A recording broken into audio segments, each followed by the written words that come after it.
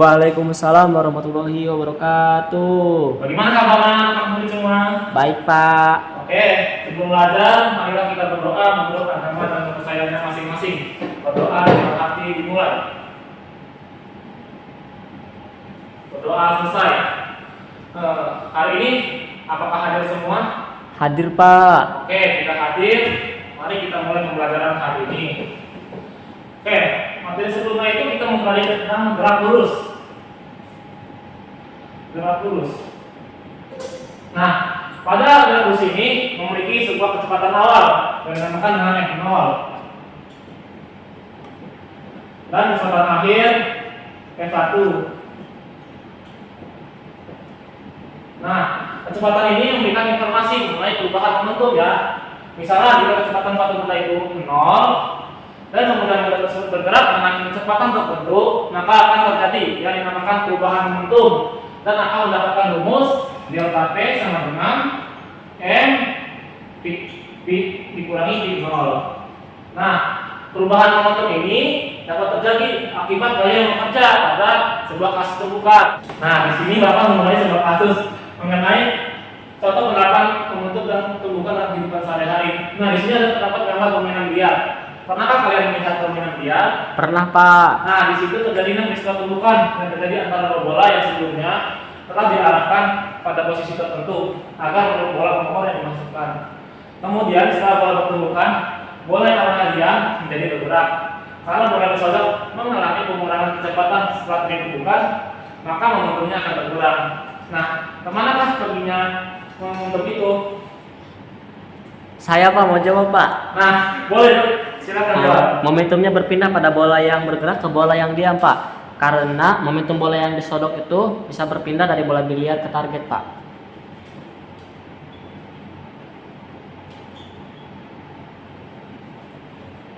Nah, kenapa bisa momentum itu berpindah dari yang awalnya bola itu diam menjadi bergerak? Karena ada hukum kekekalan momentum, Pak. Karena adanya hukum kekekalan momentum.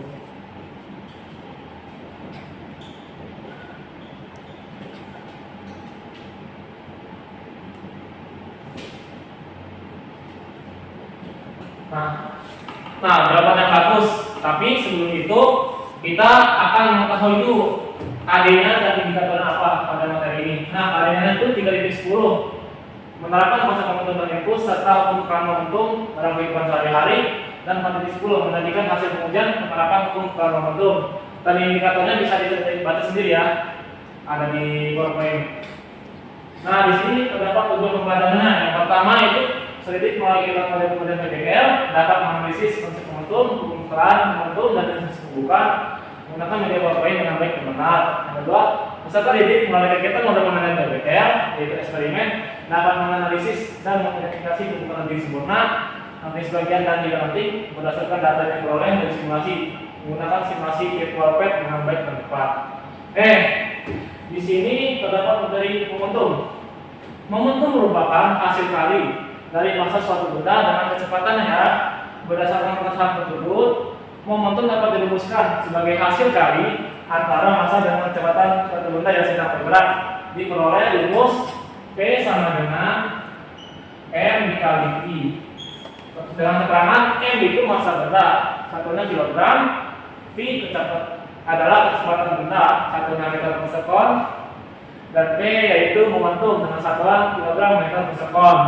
Lanjut ke materi selanjutnya yaitu hukum kekekalan momentum. Hukum kekekalan momentum menyatakan bahwa jika gaya luar berada pada sistem adalah 0, maka momentum linear total sistem akan tetap konstan.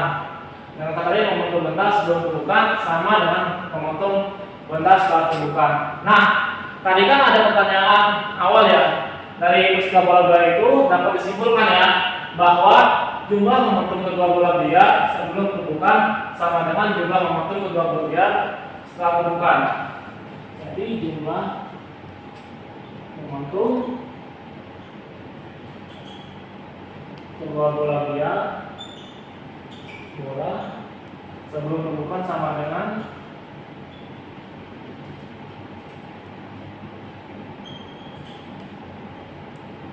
jumlah kedua bola, jumlah momentum kedua bola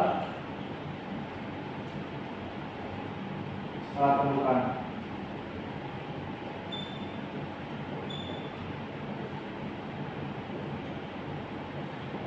Nah, penjelasan pada kapal tersebut merupakan inti pokok bahasan dari hukum kelangan momentum yang bunyinya jika tidak ada gaya luar yang bekerja, maka jumlah momentum benda sebelum dan setelah pembentukan adalah tetap. Jadi jawaban yang Joko sampaikan yang dari awal itu benar ya, dua-duanya.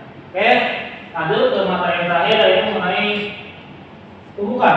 Tumbukan itu terdapat 3 jenis, yaitu tumbukan lebih sempurna. Tumbukan lebih sempurna terjadi akibat dua benda atau lebih yang energi kinetiknya secara tumbukan tidak ada yang hilang dari momentum ini tetap-tetapnya.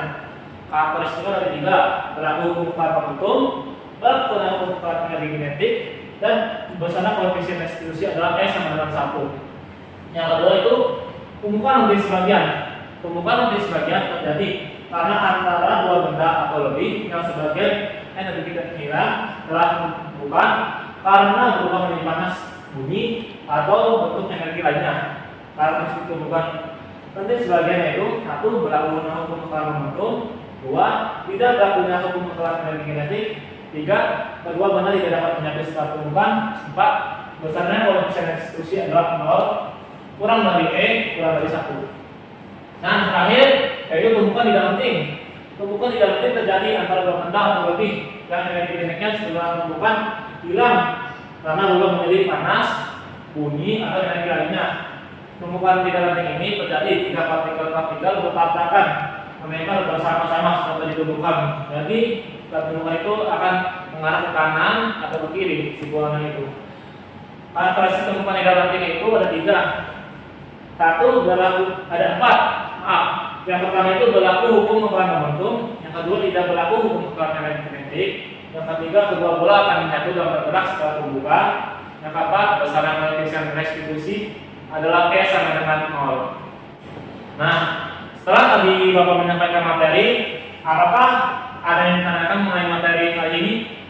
Tidak, Pak. Oke, jika tidak, kali ini kita akan melakukan sebuah penelitikan atau eksperimen mengenai materi tumbukan, yaitu melalui simulasi PET ya. Di sini Bapak mempunyai lembar kerja peserta atau KPT ya. Bapak akan bagikan kepada kalian. Silakan kalian bentuk kelompok 4 sampai 5 orang ya. Ini Bapak bagikan.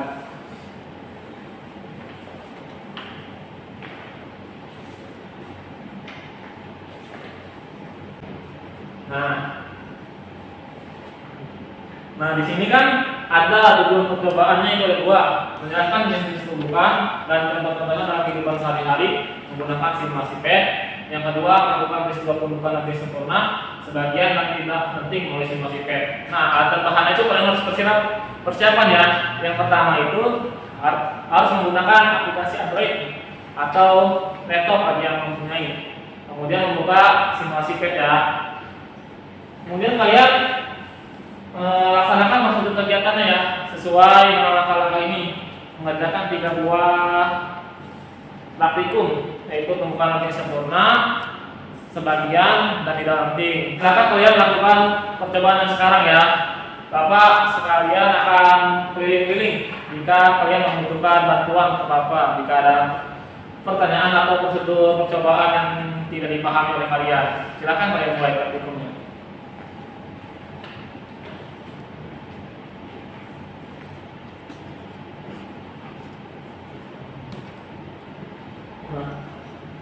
Ada yang udah selesai belum praktikumnya atau masih dalam proses? Saya sudah, Pak. Nah, boleh kelompoknya Joko menyampaikan hasil percobaannya, boleh dari situ saja, tidak harus sama juga nggak apa-apa. Baik, Pak. Izin menjawab pertanyaannya, Pak. Pertanyaannya, berdasarkan simulasi yang dilakukan sebelumnya, apakah yang menjadi ciri-ciri tumbukan lenting sempurna, lenting sebagian, dan tidak lenting? Nah, jawabannya, untuk tumbukan lenting sempurna, setelah tumbukan, kedua bola memantul, momentum dan energi kinetiknya terjaga, Pak. Untuk tumbukan lenting sebagian, setelah tumbukan, kedua bola memantul, tapi momentumnya terjaga, akan tetapi energi kinetiknya hilang, tapi tidak sepenuhnya Pak. Untuk tumbukan tidak lenting, setelah tumbukan, kedua bola menempel dan bergerak dengan kecepatan yang sama Pak. Oke, boleh kelompok yang lainnya boleh menjawab pertanyaan nomor 2. Boleh kelompoknya Pak Luhut jawab nomor 2 kepada Untuk pertanyaan nomor 2, apakah peristiwa tumbukan lenting sempurna, lenting sebagian dan tidak lenting bisa kalian temui di kehidupan nyata? Uraikan jawabannya. Baik Pak, saya akan jawab. Tumbukan lenting sempurna yaitu bola yang memantul dari dinding. Untuk tumbukan lenting sebagian, bola karet yang memantul tidak keras. Untuk tumbukan tidak lenting yaitu mobil yang menabrak Pak. Sekian Pak. Terima kasih kepada kelompok Joko dan kelompoknya Luhut. Silakan kalian beri close kepada kelompok itu. Nah, kelompok yang lain ada mau beri tambahan atau tanggapan tidak? Tidak Pak. Nah, kelompok Joko dan Luhut ini sangat bagus sekali Makasih Pak. karena dia cuma berani menyampaikan pendapatnya. Oke, ada yang mau menyampaikan kesimpulan mengenai pembelajaran hari ini mengenai materi yang teman temukan? Saya Pak. Boleh satu, silakan sampaikan kesimpulannya. Dari tiga tumbukan tersebut, yaitu tumbukan lenting sempurna, tumbukan lenting sebagian, dan tumbukan tidak lenting, berlaku hukum kekal momentum Pak. Bunyinya kalau tidak salah yaitu jumlah momentum dari tumbukan sama dengan momentum yang setelah ditumbuk Pak. Nah, beri plus kepada Sambo yang telah berani menyampaikan kesimpulan. Oke, Bapak izin luruskan ya kesimpulan untuk pembelajaran mengenai materi momentum pembukaan ini, yaitu tadi kan setelah kalian melakukan praktikum atau mengerjakan SKPD kan ada 3 jenis tumbukan lenting sempurna, lenting sebagian dan tidak lenting. Nah, dari 3 proses tersebut jelas bahwa tumbukan itu memiliki ciri-ciri yaitu hukum kekalahan momentum. Nah, di situ terdapat bunyinya jumlah momentum kedua bola sebelum tumbukan sama dengan jumlah kedua bola setelah tumbukan. Nah, dari penjelasan mengenai LKPD tersebut atau setelah praktikum itu, inti pokoknya itu hukum kekalahan momentum. Jika tidak ada gaya bola yang bekerja, maka jumlah momentum Anda sebelum dan setelah tumbukan adalah tetap. Oke. Kali ini Bapak akan memberikan tugas untuk kalian. Tugasnya itu ada 3 soal. Terdapat di modul untuk kalian ya. Silakan diisi dan dikumpulkan pada pembelajaran berikutnya. Oke. Sekarang tadi dimulai menggunakan doa, maka kita tutup pembelajaran hari ini dengan mengucapkan hamdalah. Alhamdulillah. Silakan. Kalian berdoa menurut agama dan kepercayaan masing-masing. Berdoa di dalam hati dimulai. Berdoa selesai. Terima kasih kepada anak-anak semua karena telah menghadiri pembelajaran hari ini. Jika ada salah kata dari Bapak mohon dimaafkan. Jika ada kata-kata salah itu dari Allah atau dari yang ada di atas, dan kata yang saya itu dari diri pribadi saya sendiri. Oke, mohon maaf semuanya. Wabillahi taufiq wal hidayah. Wassalamualaikum warahmatullahi wabarakatuh. Waalaikumsalam warahmatullahi wabarakatuh.